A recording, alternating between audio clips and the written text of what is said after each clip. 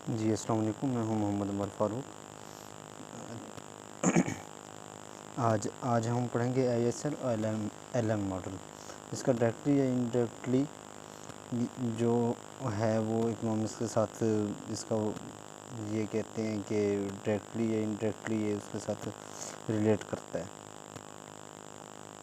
IS और LM के कौन कौन से फैक्टर पे ये डिपेंड करते हैं और इनका स्लोप देखेंगे और शिफ्ट देखेंगे और IS और LM का इक्विलिब्रियम देखेंगे हम लोग, ठीक है ना। इसमें फ़िज़िकल पॉलिसी और मॉनेटरी पॉलिसी की वजह से IS कर्व और LM कर्व पर क्या इफ़ेक्ट पड़ते हैं, फिर इसके बाद हम इसकी इक्वेशन निकालेंगे,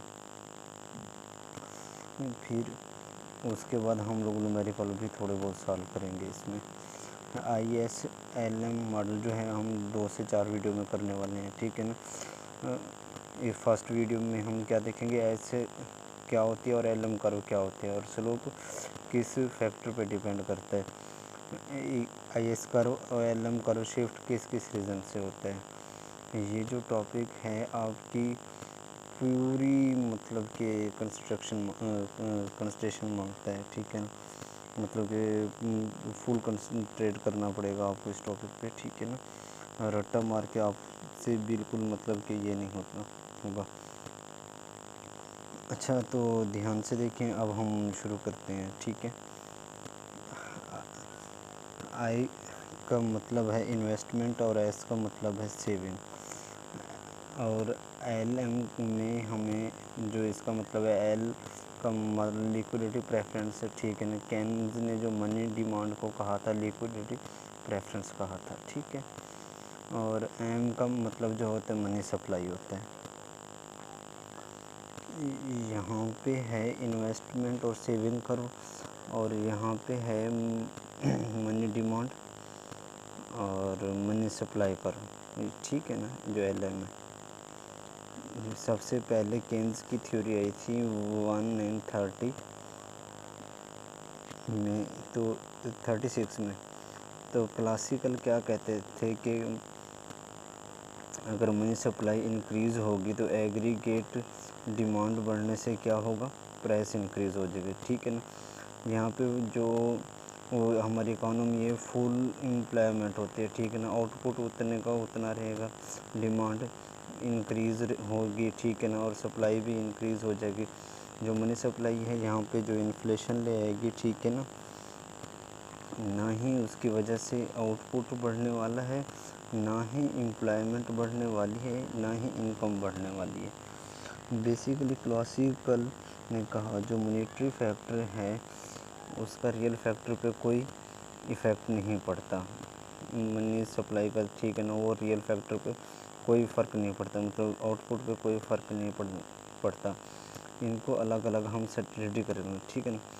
इसी चीज़ को हम लोगों ने क्लासिकल डाइकोनॉमी का लफ्ज़ दिया था। इसमें हम लोग उनको 2 चीज़ें देखते हैं, रियल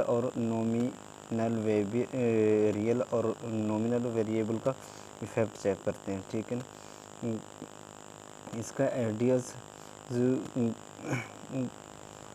आइडिया जो है वो रिलेटेड है क्लासिकल और प्री केन्जियन के रिलेटेड है, ठीक है ना।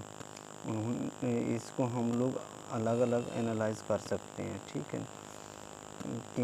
केन्स 1936 में आए थे, तो केन्स ने क्या कहा था, अगर इकोनॉमी ये मनी डिमांड है और मनी सप्लाई है, ठीक है, और जो हमारा मतलब कि एक्सिस पे है वो रेट ऑफ इंटरेस्ट है, ठीक है ना। हमारे इस रेट ऑफ इंटरेस्ट पे, ठीक है ना, हमारी मनी सप्लाई इंक्रीज़ हो जाती है, ठीक है ना।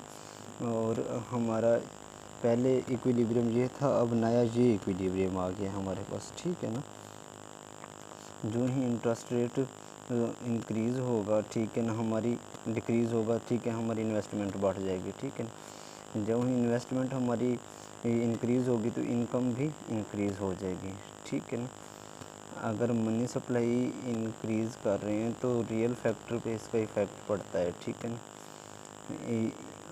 और हमारी जो मनी डिमांड है, ठीक है, वो कम हो जाएगी, इन्वेस्टमेंट ज़्यादा हो, मनी सप्लाई ज़्यादा हो जाएगी, ठीक है ना। जो रियल फैक्टर का मॉनेटरी फैक्टर पे क्या असर होते हैं, वो 1936 में केन्स आए तो उन ही ने कोई अपनी थ्योरी दी थी, ठीक है ना। IS और LM कर्व को मतलब उसने गुड्स और मनी मार्केट को यहाँ पे उसने बताया, ठीक है। रियल फैक्टर का मॉनेटरी फैक्टर पे फ़र्क पड़ता है, ठीक है, मॉनेटरी का रियल पे नहीं पड़ता, इसीलिए गुड्स और मनी मार्केट को देखते हैं इसे। ये हमारा कुछ बेसिक आइडियाज़ था, ठीक है ना, IS और LM कर्व का था। पहले हम लोग ISL कर्व की बात करते हैं, ठीक है ना। IS कर्व जो है वो हमें बताती है, जो IS कर्व है, ठीक है ना, इक्विलिब्रियम नेशनल इनकम बताती है, नेशनल इनकम और रेट ऑफ इंटरेस्ट में जो रिलेशनशिप है वो बताइए होगी, ठीक है। जो IS कर्व होगी वो हमारे पास डाउनवर्ड स्लोपिंग होगी, जो IS कर्व होगा वो हमारे पास, ठीक है ना, डाउनवर्ड स्लोपिंग होगा, इसका नेगेटिव रिलेशनशिप होगा। और जो हमारे पास LM कर्व होगा उसका पॉजिटिव रिलेशनशिप होगा, किसके साथ, नेशनल इनकम और इंटरेस्ट रेट के साथ। ये I0 है हमारी इन्वेस्टमेंट, ठीक है। R0 ये दूसरे एग्रीगेट डिमांड कर्व और एक्सपेंडिचर कर्व भी ले रहे हैं। ये हमारा एग्रीगेट सप्लाई कर्व है, ठीक है ना। इसे इनकम लाइन भी कहते हैं, आउटपुट भी कहते हैं। एग्रीगेट डिमांड या एग्रीगेट एक्सपेंडिचर, ठीक है, कंजम्पशन प्लस इन्वेस्टमेंट, ठीक है।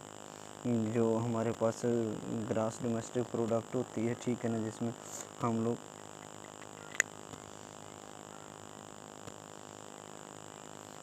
हमारी जो एग्रीगेट डिमांड है वो एग्रीगेट सप्लाई के इक्वल है, ठीक है ना।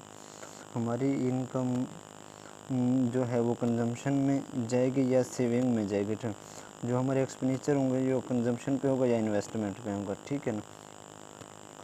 कंजम्पशन से कैंसिल हो जाएगी, ठीक है ना, तो हमारे पास इन्वेस्टमेंट इज़ इक्वल टू हमारे पास सेविंग होगा, ठीक है। ये हमें रेट ऑफ इंटरेस्ट पता चल गया, ये हमें इक्विलिब्रियम पता चल गई, ठीक है ना।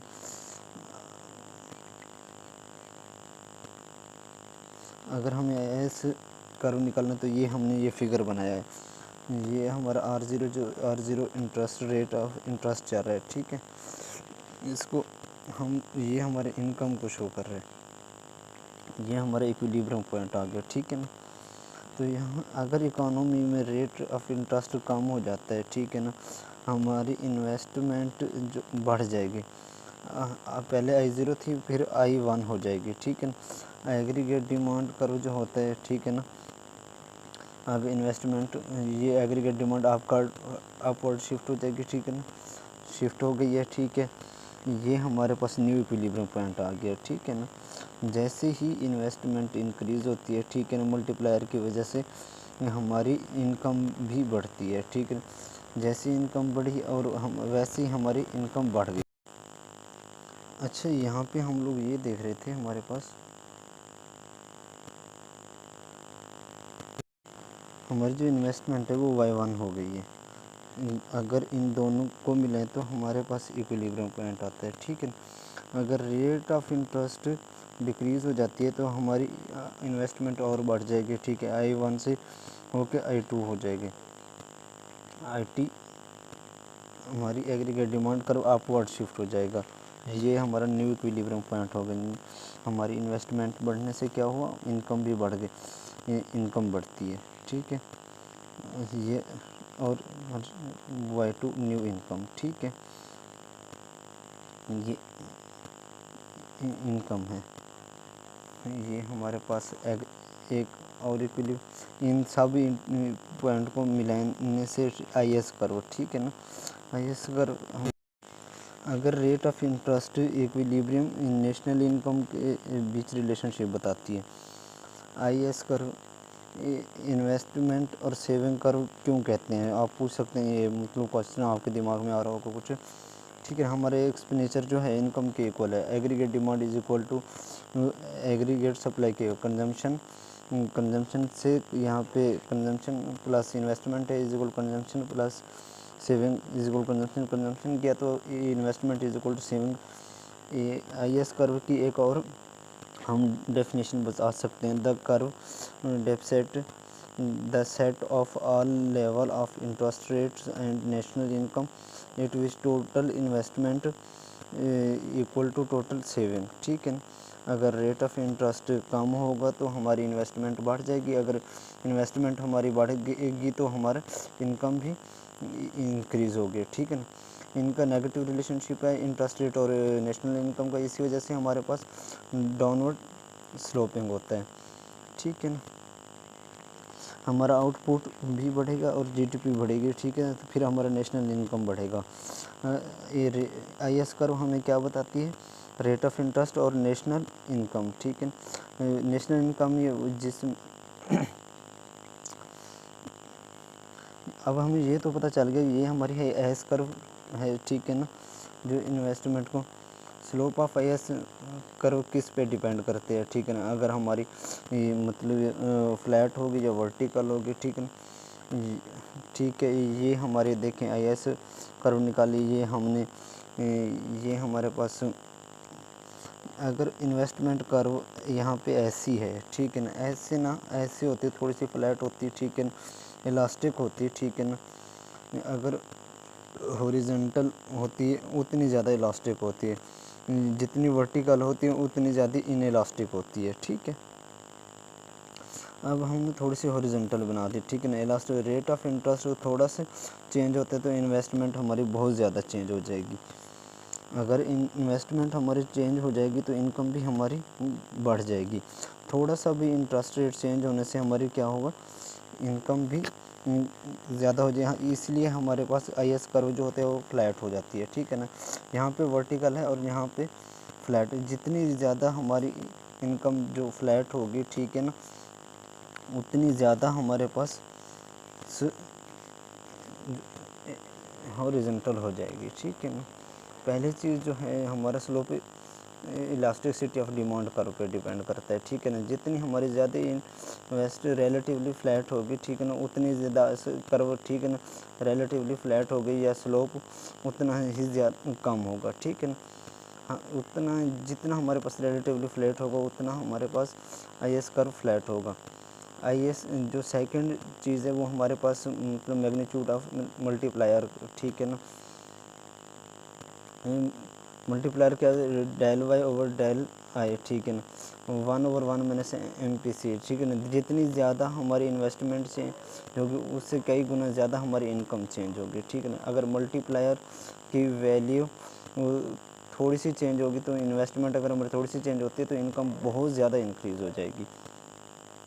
ठीक है, जितना मल्टीप्लायर ज़्यादा है। ठीक है ना, उतना ना हमारा जो margin of propensity to consume होते उतना ज़्यादा है। ठीक है ना, कंजम्पशन लाइन का स्लोप ज़्यादा है। ठीक है ना, ठीक है ना, C is equal to A plus BY। ठीक है ना, मार्जिनल हमारे पास ये स्लोप है। ठीक है ना, MPC। ठीक है ना, इसे कंजम्पशन लाइन भी कहते हैं। अगर हम यहाँ पे डायग्राम बनाते हैं। ठीक है ना, इस बार हमारा मतलब कि यहाँ पे स्लोप चेंज नहीं हुई, यहाँ पे हमारा स्लोप किस चीज़ के कौन सा चेंज हुआ है, एग्रीगेट डिमांड कर्व का। ठीक है ना, कंजम्पशन ज़्यादा है। ठीक है ना, इसी वजह से ये स्लोप भी ज़्यादा है। अगर हमारा एग्रीगेट डिमांड कर्व शिफ्ट हो रही है तो हमारी इनकम बहुत ज़्यादा चेंज हो रही है। ठीक है ना, थोड़ी सी इन्वेस्टमेंट चेंज होने से हमारी इनकम बहुत ज़्यादा चेंज हो रही है। और रेट ऑफ इंटरेस्ट थोड़ा सा चेंज हुआ उससे हमारी इन्वेस्टमेंट थोड़ी सी चेंज हो गई। ठीक है ना, हमारी इनकम जो है वो बहुत ज़्यादा चेंज हो गई है। जितनी ज़्यादा मल्टीप्लायर की वैल्यू होगी उतना हमारा मतलब कि जो IS कर्व होगा फ्लैट होगा, स्लोप होगा कम होगा। ठीक है ना, जो स्लोप होगा बहुत कम होगा।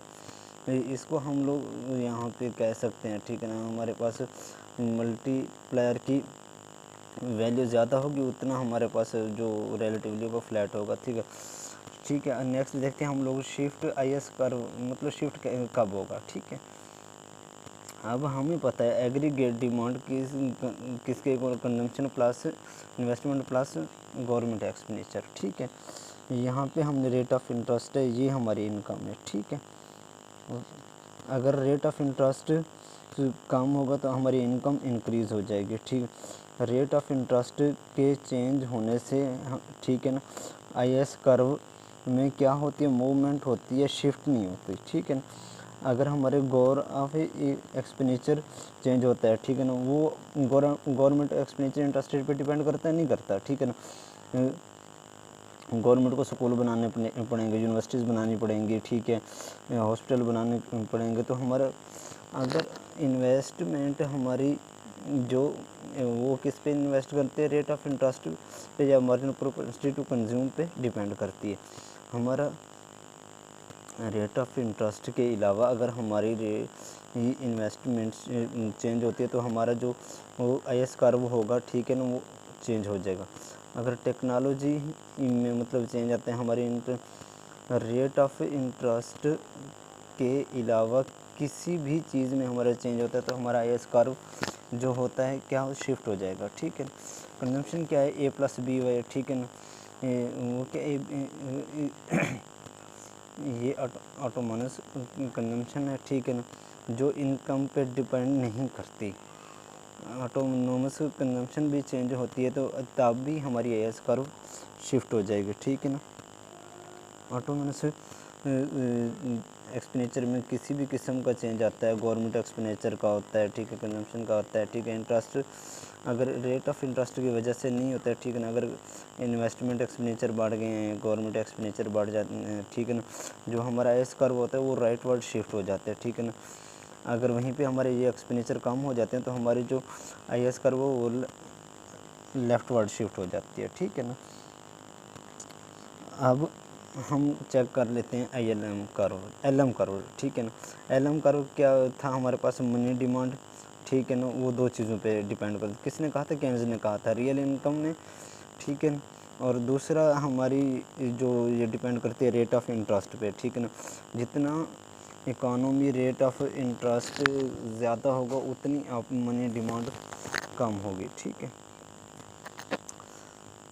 ये हमारी मनी सप्लाई है, ये हमारी मनी डिमांड है, ठीक है ना। अगर रेट ऑफ इंटरेस्ट चेंज जितना भी होता रहेगा, ठीक है ना, रेट ऑफ इंटरेस्ट की वजह से हमारी मनी सप्लाई, ठीक है ना, वर्टिकल रहेगी, वो कांस्टेंट रहेगी।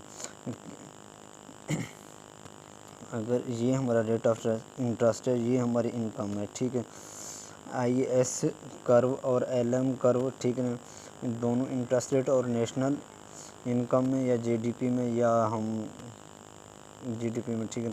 अगर इनकम का हमने रिलेशन बताना हो तो ये हमारा R0, ठीक है, ये हमारी Y0, ठीक है ना, ये हमारा इक्विलिब्रियम आ जाते हैं।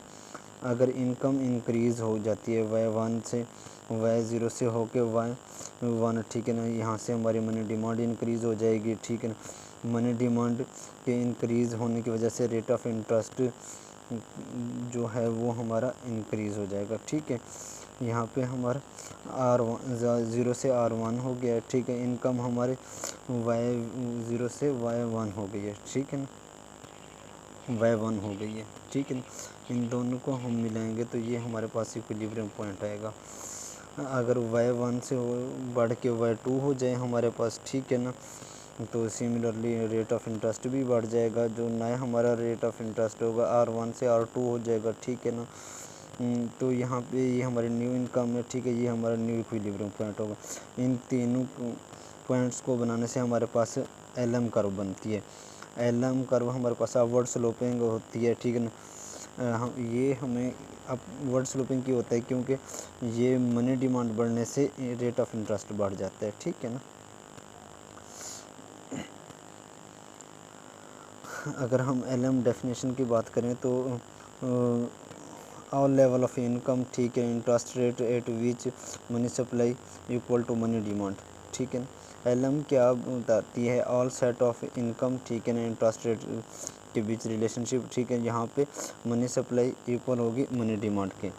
अगर हमने LM कर्व का स्लोप देखना हो, ठीक है ना, किस चीज़ पर डिपेंड करता है, जो हमारे पास क्या होगा, हॉरिजॉन्टल होगी या वर्टिकल की, ठीक है ना। ये देखिए, ये हमने निकाली LM कर्व, ठीक है ना। ये हमारा रेट मनी डिमांड बढ़ी, मनी डिमांड से हमारा रेट ऑफ इंटरेस्ट बढ़ा, रेट ऑफ इंटरेस्ट बढ़ने से हमारी इनकम बढ़ी, ठीक है ना। हमारी इनकम के बढ़ने से इतनी नहीं, इतनी ज़्यादा बढ़ जाती है, ठीक है ना, बहुत ज़्यादा इलास्टिक होती। यहाँ पे आप देख सकते हैं इनकम बढ़ी, ठीक है ना। बहुत मनी डिमांड यहाँ पे देख रहे हैं बहुत ज़्यादा बढ़ रही है, ठीक है। रेट ऑफ, जब हमारे पास मनी डिमांड बहुत ज़्यादा बढ़ेगी, ठीक है ना, रेट ऑफ इंटरेस्ट बहुत ज़्यादा बढ़ जाएगा। इनकम बहुत कम बढ़ेगी, ठीक है, रेट ऑफ इंटरेस्ट बहुत ज़्यादा हो जाएगा। यहाँ पे बहुत ज़्यादा रिस्पॉन्स कर रही है, ठीक है ना, मनी डिमांड की चेंज होने से, ठीक है ना। यहाँ पे हमारे पास क्या होता है, एलम कर्व स्टीप होता है। मनी डिमांड जो है बहुत ज़्यादा इलास्टिक है, ठीक है ना। यहाँ पे हम कहते हैं the greater extent to which the demand of money increase of the increase in income higher rate of interest, ठीक है ना। उसी वजह से हमारे पास जो एलम कर्व होगा बहुत ज़्यादा स्टीप होगा। जितनी ज़्यादा मनी डिमांड इलास्टिक होगी, ठीक है ना, with respect to change in, ठीक है, थोड़ी सी इनकम चेंज होने की वजह से हमारी डिमांड बहुत ज़्यादा बढ़ रही है, ठीक है ना। जितनी ज़्यादा लेस इलास्टिक होगी, ठीक है ना, उतनी ज़्यादा हमारे पास एलम कर्व फ्लैट होगी, ठीक है, ये आपने याद रखना है। केन्स ने हमें बोला था जो मनी डिमांड 3 टाइप के होते हैं, transaction demand, proportional demand. Proportional demand का मतलब होता है जो आपको मतलब कि स्पेकुलेटिव डिमांड, ठीक है ना। ट्रांजैक्शन डिमांड के लिए, ट्रांजैक्शन के लिए आपने कितना पैसा रखना है, ठीक है ना, उसके लिए कितनी आपने इन्वेस्ट करनी है। स्पेकुलेटिव डिमांड क्या होता है, स्पेकुलेटिव डिमांड थोड़ा पैसा रखते हैं, ठीक है ना, इसलिए रखते हैं कि जैसे ही रेट ऑफ इंटरेस्ट बढ़ा, ठीक है ना, बॉन्ड की प्राइस कम हो जाएंगी। बॉन्ड की प्राइस कम हो जाए, फटाफट आप लोग बॉन्ड परचेज कर लेंगे। रेट ऑफ इंटरेस्ट के बढ़ने से स्पेकुलेटिव डिमांड कम हो जाती हैं, ठीक है ना। रेट ऑफ इंटरेस्ट बढ़ेगा तो स्पेकुलेटिव डिमांड जो होगी वो कम हो जाएगी। वहीं पे अगर हमारी इनकम बढ़ेगी तो ट्रांजैक्शन डिमांड बढ़ जाएगी। यहाँ पे स्पेकुलेटिव डिमांड है वो इंटरेस्ट रेट पे डिपेंड करती है। ट्रांजैक्शन डिमांड थी, ठीक है, जितनी ज़्यादा ट्रांजैक्शन डिमांड बढ़ेगी, इनकम चेंज होगी, उतना ही ज़्यादा हमारा एलम कम स्टीप होगा। Money demand is equal to transaction demand plus speculated demand, ठीक है। अगर इनकम आपकी बढ़ी, ठीक है ना, तो हमारे पास एलम कम स्टीव होगा। मनी डिमांड बढ़ने से क्या होगा, रेट ऑफ इंटरेस्ट बढ़ जाएगा। रेट ऑफ इंटरेस्ट बढ़ने से क्या होगा, स्पेकुलेटिव डिमांड कम हो जाएगी। स्पेकुलेटिव डिमांड को हमने क्या करने, काम करने से रोकना है, तभी हमारे पास हमारे एलम कर्व स्टीप होगा, ठीक है ना। तो हम कह सकते हैं ट्रांजैक्शन डिमांड है ये रिस्पॉन्सिबल होनी चाहिए, सिर्फ डिमांड जो होनी चाहिए लेस रिस्पॉन्सिव होनी चाहिए टू रेट ऑफ इंटरेस्ट, ठीक है, तब हमारे पास एलम कर्व स्टीप होगा। Transaction demand less, transaction demand जो है वो लेस इलास्टिक होगी with respect to change in LM curve, flat हो जाएगी, ठीक है। वहीं पे स्पेकुलेटिव डिमांड बहुत ज़्यादा responsive with respect to rate of interest. Speculative demand highly elastic हो with respect to rate of interest. With respect to income है तो हम ट्रांजैक्शन डिमांड की बात कर रहे हैं, विद रिस्पेक्ट टू इंटरेस्ट है तो स्पेकुलेटिव की बात कर रहे हैं, ठीक है ना। तो हमारे पास एलम कर्व फ्लैट हो। विद रिस्पेक्ट टू इनकम जितनी ज़्यादा इलास्टिक होगी हमारे पास एलम कर्व स्टीप होगा। जी, with respect to rate of interest inelastic हो, उतनी ज़्यादा हमारे पास एलम कर्व स्टीप होगी, ठीक है। जितनी ज़्यादा with respect to income inelastic होगी उतनी ज़्यादा हमारी एलम कर्व फ्लैट होगी। With respect rate of interest जितनी ज़्यादा डिमांड इलास्टिक होगी उतनी ज़्यादा एलम कर्व फ्लैट होगी, ये याद रखिएगा। ये तो हो गया स्लोप ऑफ एलम कर्व या स्टीप शिफ्ट एलम कर्व, ठीक है। अब ये देखते हैं कि शिफ्ट एलम कर्व कैसे होती है। ये हमारे पास मनी डिमांड है, ये हमारे पास मनी डिमांड किसकी वजह से बढ़ रही थी, इनकम की वजह से। मनी सप्लाई कांस्टेंट मनी थी, ठीक है। मनी सप्लाई चेंज हो जाती है, ठीक है ना, मनी सप्लाई इंक्रीज़ हो जाती है। मनी सप्लाई पहले पहले हमारे पास इंटरेस्ट रेट R0 था, ठीक है, हमारे पास नया R0, ठीक है। यहाँ पे इंटरेस्ट रेट हमारे पास, यहाँ पे ये हमारे पास न्यू R1 आएगा, ठीक है ना। ये रेट ऑफ इंटरेस्ट R2 यहाँ से करके यहाँ न्यू R2 आ गया, ठीक है। इनकम चेंज हुई, इनकम चेंज बिल्कुल नहीं, मनी सप्लाई चेंज हुई है। Money supply money supply change होने से रेट ऑफ इंटरेस्ट कम हो गया, ठीक है। यहाँ पे भी यहाँ इनकम वही रही हमारे पास, रेट ऑफ इंटरेस्ट चेंज हो गया, ठीक है ना। इस पॉइंट पे आ गया, यहाँ पे इनकम वही रही, रेट ऑफ इंटरेस्ट कम हो गया, क्योंकि मनी सप्लाई इंक्रीज़ होने की वजह से रेट ऑफ इंटरेस्ट कम हो गया, ठीक है ना। इन सब पॉइंट को हम मिलाएं तो हमारे पास न्यू एलएम कर्व आता है। अगर हम मनी सप्लाई बढ़ाते हैं तो हमारे पास जो एलएम कर्व है वो राइट शिफ्ट हो जाएगा। अगर हम मनी सप्लाई बढ़ाएंगे कम करेंगे तो हमारे जो LM curve leftward shift है, ठीक है। Money supply increase LM curve shift right word, money supply decrease LM curve shift left word. दूसरा ये है, ये देखें हमारे मनी डिमांड के मतलब कि डिफरेंट पॉइंट्स हैं, ठीक है ना। ये हमारा रेट ऑफ इंटरेस्ट है, ये हमारी इनकम। मनी डिमांड इनकम बढ़ती है, मनी डिमांड अपवर्ड शिफ्ट है। अगर मनी डिमांड हमारी मतलब किसी और वजह से शिफ्ट हो जाती है, मतलब कि प्राइस बढ़ने से विरुद्ध हमारी इनकम नहीं बढ़े, ठीक है ना, वाई ज़ीरो ही है, यहाँ पे भी वाई ज़ीरो, हमारी मनी डिमांड अपवर्ड शिफ्ट होगी। मनी डिमांड के अपवर्ड शिफ्ट होने से हमारे पास रेट ऑफ इंटरेस्ट, ठीक है ना, अपवर्ड शिफ्ट हो जाएगी। इनकम हमारी सेम टू सेम है, ठीक है, लेकिन इंटरेस्ट रेट हमारा बढ़ गया, ठीक है ना, रेट ऑफ इंटरेस्ट बढ़ जाएगा। इनकम हमारे सेम टू सेम रहेगी, लेकिन रेट ऑफ इंटरेस्ट बढ़ जाएगा। यहाँ पे हमारे पास LM curve leftward shift हो जाएगी, ठीक है ना। अगर हम कह सकते हैं कि अगर मनी डिमांड इंक्रीज़ होती है तो हमारा LM curve leftward shift हो रहा है। अगर हमारी इनकम बढ़ती तो हमारी मूवमेंट होती, शिफ्टिंग ना होती। Increase in money demand for a given level of income, ठीक है ना। अगर हम यहाँ पे ये कह सकते हैं कि इनकम चेंज नहीं हो रही, ठीक है ना, तो हमारे जो एलएम कर्व है वो लेफ्ट वर्ड शिफ्ट हो जाएगी, ठीक है ना। अगर डिक्लाइन होती है तो वो हमारे किस साइड पे, राइट वर्ड शिफ्ट हो जाएगी। आईएस और एलएम कर्व, ठीक है ना। आईएस कर्व क्या होती है, जो हमारे पास रेट ऑफ इंटरेस्ट और नेशनल इनकम के बीच इंटरेस्ट रेट बता रही है, ठीक है ना। यहाँ इनका आईएस में नेगेटिव होता है, एलएम में पॉजिटिव होता है, ठीक है ना। देखिए हमने आईएस की बात करी, ठीक है ना, डाउनवर्ड स्लोपिंग। हमने इसकी डेफिनेशन की बात की थी, इंटरेस्ट रेट और नेशनल इनकम की, जब हमारे टोटल इन्वेस्टमेंट इक्वल हो टोटल सेविंग के, ठीक है ना। जैसे जैसे रेट ऑफ इंटरेस्ट कम होगी हमारी इन्वेस्टमेंट बढ़ेगी, ठीक है। इन्वेस्टमेंट जो ही बढ़ेगी हमारी इनकम बढ़ेगी। आईएएस का कर्व किस स्लोप पे, हमारे इन्वेस्टमेंट पे डिपेंड करता है, ठीक है। जितनी इन्वेस्टमेंट मैग्नीट्यूड पे, ठीक है ना। दूसरा डिपेंड करता है मैग्नीट्यूड मल्टीप्लायर पे, मैग्नीट्यूड जितने ज़्यादा होगा उतने हमारे पास फ्लैट होगा, ठीक है ना। जितने मतलब कम होगा उतने हमारी स्टीप होगी। आईएस कर्व में शिफ्टिंग किस वजह से, गवर्नमेंट की वजह से, ठीक है ना, कंजम्पशन की वजह से, एक्सपेंडिचर की वजह से, इन्वेस्टमेंट की वजह से, उसमें रेट ऑफ इंटरेस्ट नहीं होना चाहिए, ठीक है ना। रेट ऑफ इंटरेस्ट में मूवमेंट होती है लेकिन शिफ्टिंग नहीं होती। अगर government expenditure interest rate autonomous बढ़ते हैं तो हमारे उनकी वजह से हमारे IS curve rightward shift हो जाएगी। अगर एक्सपेंडिचर कम होते हैं तो हमारे लेफ्ट वर्ड शिफ्ट हो जाएगा, ठीक है ना, डाउनवर्ड शिफ्ट हो। एलएम के कर्व के बारे में हमने पढ़ा, ठीक है ना। ऑल लेवल ऑफ इनकम, ठीक है, interest rate money supply equal to money demand, हमारी एलएम कर्व थी अपवर्ड स्लोप। एलएम का कर्व हमारा किस चीज़ पे स्लोप, मनी डिमांड पे, जितनी इलास्टिक है, ठीक है ना, कितनी इलास्टिक है उस चीज़ पे डिपेंड कर रहा था। और किस चीज़ पे डिपेंड, और मनी डिमांड कितनी elastic with interest, with rate to interest rate. अगर इनकम के से विद रिस्पेक्ट टू कम इलास्टिक होगी, ठीक है ना,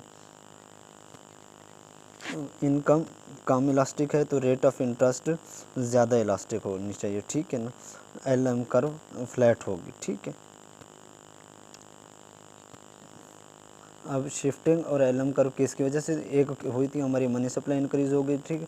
अगर हमारी मनी सप्लाई राइट का वर्ड शिफ्ट होगी, अगर मनी सप्लाई डिक्रीज़ होगी तो लेफ़्ट वर्ड होगी। अगर हमारी दूसरा क्या है, मनी डिमांड बढ़ती है, इनकम की वजह से नहीं, किसी और वजह से बढ़ती है, ठीक है ना, प्राइस के बढ़ने से बढ़ती है, ठीक है। रेट ऑफ इंटरेस्ट बढ़ जाएगा, रेट ऑफ इंटरेस्ट बढ़ने से हमारा LM curve left word shift हो जाएगी, ठीक है ना। यहाँ पे रेट ऑफ इंटरेस्ट हमारा किसकी वजह से रेट ऑफ इंटरेस्ट है, अगर मनी डिमांड बढ़ती हो तो यहाँ पे आप देख सकते हैं गिवन लेवल ऑफ इनकम, ठीक है, will cause leftward shift in LM curve, ठीक है, decline in money demand liquidity preference for the level of income will cause rightward shift in the LM curve. मुझे यकीन है कि आप लोगों को समझ आ गई है, ठीक है ना। अगर किसी को कन्फ्यूजन हो तो नीचे कमेंट्स में पूछ सकता है, ठीक है। Thank you for watching our video, और चैनल को सब्सक्राइब करना ना भूलिएगा, ठीक है ना, और बेल आइकन को बटन को भी दबाइएगा ताकि हर आने वाली नई वीडियो आपको मिलती रहे। थैंक यू, अल्लाह हाफिज़।